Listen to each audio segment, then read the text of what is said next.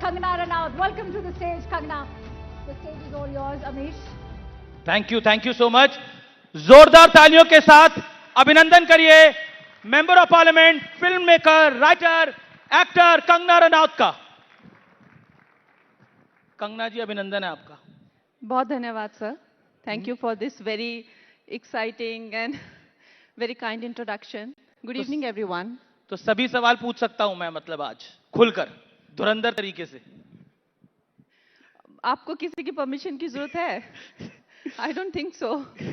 देखिए, आप देश की राइजिंग पॉलिटिशियन हैं, वेल एस्टैब्लिश्ड एक्ट्रेस हैं.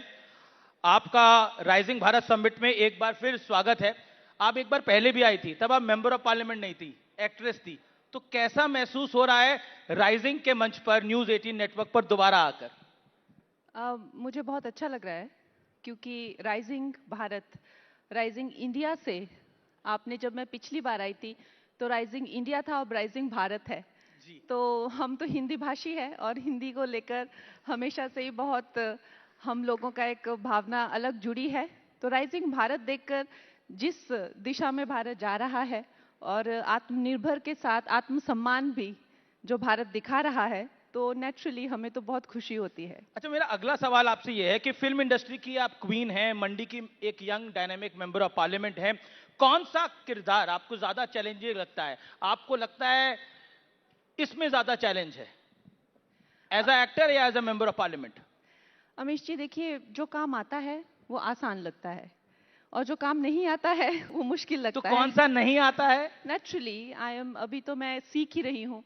जब मैं 16 साल की उम्र में जब मैंने फिल्मों में काम शुरू किया था, तो मेरा डायरेक्टर मुझे बिल्कुल एक्सैस्पिरेटेड होकर आके कहता था, तुम्हें कितनी बार कहा है कैमरा उधर है, तो तुम उधर डायलॉग क्यों बोल रही हो, फेस उधर क्यों रहता है तुम्हारा. तो मुझे ये पता नहीं होता था कि कैमरा की तरफ देख के, क्योंकि आई वाज फ्रॉम स्टेज. तो वो दुनिया से लेकर आज मैं एक फिल्म मेकर हूँ, एक प्रोड्यूसर हूँ, तो कोई भी चीज़ जो है वो सीख कर आती है. अब मैं ये सोचूं कि मैं पॉलिटिशियन बन गई या अब मैं राजनीति में आ गई, ये ऐसा नहीं होता है.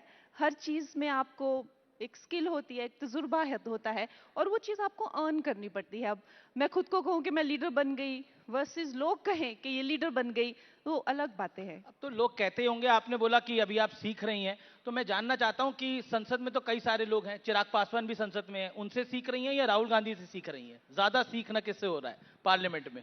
देखिए, अगर आपको सीखना है तो आप बेस्ट से सीखिए और हम नरेंद्र मोदी जी से सीख रहे हैं. तो राहुल गांधी से कुछ नहीं सीख पा रही हैं आप? बोलते तो वो भी हैं. उनसे भी सीखते हैं. उनसे हम ये सीखते हैं कि क्या नहीं करना है, कैसे नहीं बनना है. जी, मेरा अगला सवाल है कि आप से ऐसे वक्त में बातचीत हो रही है जब इस देश में एक एआई समिट हुआ और इसी कालखंड में भारत मंडपम में ही कांग्रेस के, यूथ कांग्रेस के कुछ ऑफिस बेयर्स ने शर्टलेस प्रदर्शन किया. क्या आप सोचती हैं इसको लेकर? एक आई थिंक कि पूरी एक तरह से शर्मसार कर देने वाली बात है और निंदनीय है. उसकी जितनी निंदा की जाए उतना कम है. और उसके ऊपर राहुल गांधी जी ने इसकी जो है एक पूरी तरह से कहा है कि बब्बर शेर जो भी उन्होंने बोला, ये मेरे बब्बर शेर हैं. बताइए फिर. तो आई थिंक कहीं ना कहीं he has lost his mind. He has lost his mind. Why you naturally. अरे, आप कमाल करते हैं अमित जी. आप ये देखिए कि इस तरह से कपड़े उतारना, ऐसे नग्न हो जाना.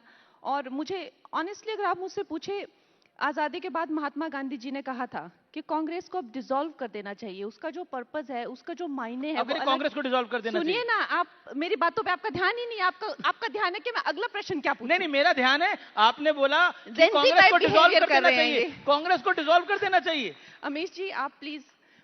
महात्मा गांधी जी ने कहा था, लेकिन नेहरू जी ने उनकी बात नहीं सुनी जी.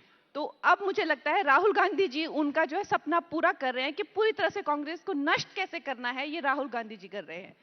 जी, अब आपके एक मेंबर ऑफ पार्लियामेंट है, कैबिनेट मंत्री भी हैं, गिरिराज सिंह. वो कहते हैं हमें डर लगने लग गया कहीं राहुल जी बंडी और किसी और ड्रेस में किसी दिन संसद ना आ जाए. संसद में उनका जो बिहेवियर है वो किसी मवाली या टपोरी जो होते उस टाइप का उनका बिहेवियर है. राहुल गांधी का? यस. आपने देखा होगा कैसे वो बीजेपी के नेताओं को बोलते हैं, आजा मेरे साथ, आजा आजा इंटरव्यू कर मेरे साथ. इस तरह से वो बात करते हैं. और संसद में जाकर भी वो जितना भी हो सके, चाहे वो पोस्टर्स लगाना, चाहे वो हुटिंग करना, चाहे वो दूसरे महिलाओं को आगे कर कर पीएमजी की सीट रोकना, इस तरह के वो काम करते हैं। तो इसमें कोई बड़ी बात नहीं होगी कि वो इतना भी नीचे गिर जाएं कि इस तरह की कोई हरकत कर दें। पर Rahul Gandhi leader of opposition हैं, आप कह रहे हैं कि वो टपोरी की तरह करते हैं, लेकिन कांग्रेस कह रही है कि राहुल गांधी जब बोलते हैं तो मोदी जी डर जाते हैं, बीजेपी डर जाती है। अब ये कांग्रेस पार्टी भी कहती है वो लीडर ऑफ ऑपोजिशन भी हैं। कंगना जी, मुझे लगता है कि कांग्रेस जो है वो खुद शर्मिंदा है उनकी इन करतूतों पर, और जल्दी ही मुझे लगता है, पहले तो मुझे लगता है कांग्रेस का खुद का कोई फ्यूचर नहीं है, लेकिन अगर उनको खुद को बचाना है तो they need a better face, I feel. मैं एक राहुल गांधी की एक बाइट आपके लिए हम निकाल के लेके आए हैं, वो हम प्ले करते हैं। उन्होंने बजट सेशन में, आप भी वहां पे मौजूद होंगी जब ये बोला था, तो आप क्या समझी थी वो जरा समझाइएगा। हमारे यहाँ पर काफी सारे प्रोमिनेंट गेस्ट हैं यहाँ पर, उन सबका एक बार फिर स्वागत है। कुछ देर में प्राइम मिनिस्टर आने वाले हैं। Let's play Rahul Gandhi is bite.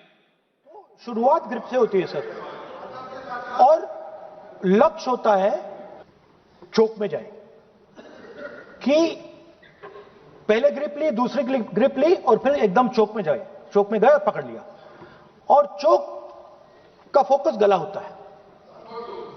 तो हम बजट की बात कर रहे होंगे थोड़ा, तो फोकस बजट पे ही बात हो रही है। अब वो ग्रिप और चोक की बात कर रहे हैं, आपके सांसद बोलने नहीं देते उन्हें। देखिए, ये जो इस तरह की कॉमेडी है, ये जब भी राहुल गांधी होते हैं तो वहां पे ऐसी ही कॉमेडी चलती है, और हम लोग हंस हंस के वहां तार तार हो रहे होते हैं। ये तो कुछ भी नहीं है, ये कहीं भी घूमते हुए चले जाते हैं। फिर जब उनको उनकी पार्टी के खुद लोग कहते हैं कि आप मुद्दे पे आइए, तो वो कहते हैं मैं अभी अपना बेस बना रहा हूं, मुझे बनाने दीजिए। तो इस तरह की, मुझे लगता है एक तरह से वो एक राजा बेटा हैं, उनको वैसे ही आदत है कि सब लोग तालियां बजाते रहें, और वो इतने, मैं कहूंगी, बदतमीज भी हैं कि हमारे पार्लियामेंट में बार बार कहा जाता है कि आपको जो भी बोलना है वो अध्यक्ष जी को देखकर बोलना है। वो अध्यक्ष जी को देखते ही नहीं है, वो अपनी पार्टी के लोगों की तरफ ऐसे ऐसे उनको समझाते रहते हैं कुछ कुछ। अध्यक्ष जी बार बार बोलते हैं आप मुझे देखिए, मुझे देख के बताइए, लेकिन वो पार्टी के लोग उनके लिए तालियां बजाते रहते हैं, वो अपना एक शो वहां करते रहते हैं। सो absolute disregard for the parliament, for the people of this country, for the constitution. And आज बात यहाँ पे पहुंच गई है कि क्वेश्चन तो मुझसे पूछ रहे हैं, लेकिन इनके खुद ही अपनी हंसी इनकी रुक नहीं रही है यहाँ पे फेस पे पूरी। मैं तो ये पूछ रहा हूँ, राहुल जी से आप इतना नाराज क्यों रहती हैं? Why you are upset so much with Rahul Gandhi? इतनी नाराज हैं आप? नहीं, देखिए, मैं नाराज नहीं हूं उनसे। I mean, अगर मैं राजनीति के, उन्हें टपोरी कह रही हैं, उन्हें कॉमेडी कह रही हैं, उन्हें सीरियस टेस्ट नहीं ले रही, आप कह रही हैं मैं नाराज नहीं हूं राहुल गांधी से। नहीं, राहुल गांधी तो मोहब्बत की दुकान खोल के बैठे हैं।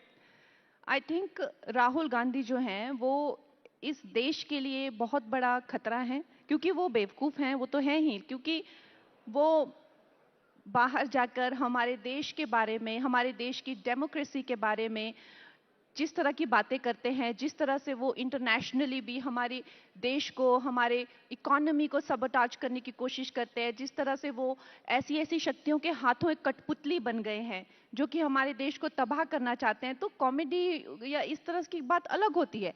लेकिन जितना लो उनका आईक्यू है और जितना लो उनका सेल्फ एस्टीम, या ये भी कह लीजिए, आप देख सकते हैं किस तरह के वो, उनको कैप्चर कर लिया गया है, and he is a very big threat right now. So obviously, as a, not just, I mean, I don't consider myself some big ज्ञानी of politics, but just as an Indian, I feel कि even in the opposition we deserve better. This जी, is, yeah. सुनने में आ रहा है आप Hollywood जा रही हैं, आप, ये सही है क्या?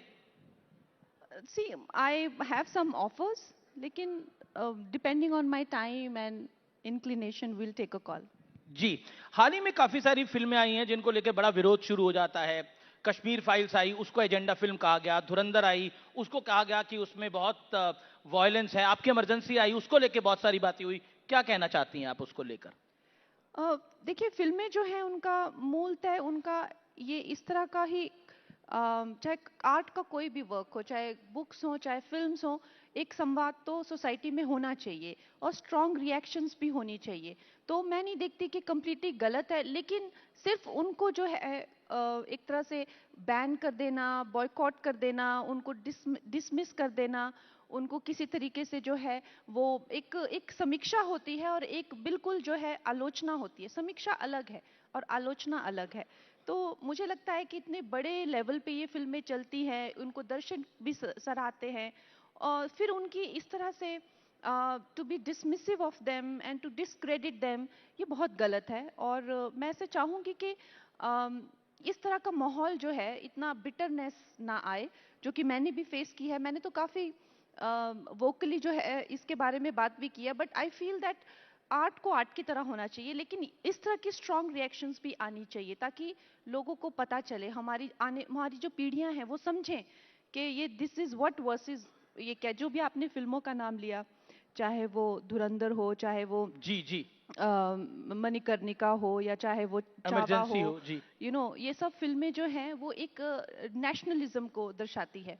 और दूसरा जो है एक अलग तरह की अप्रोच है लाइफ को। एक थप्पड़ एक गाल पे पड़ा तो दूसरा गाल आगे करो।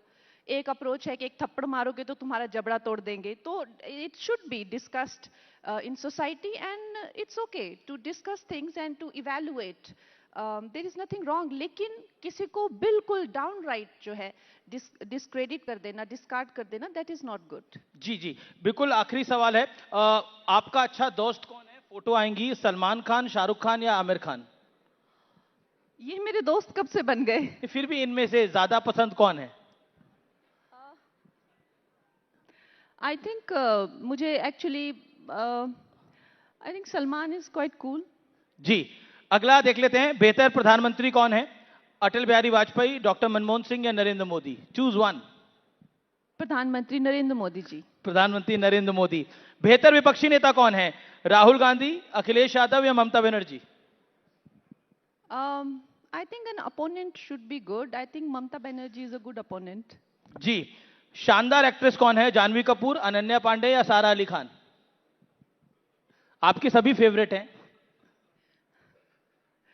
Let's go with Ananya Pandey. Okay. बेहतर फिल्म मेकर कौन है? This is a very good one. Anurag Kashyap ji, Karan Johar या आदित्य चोपड़ा?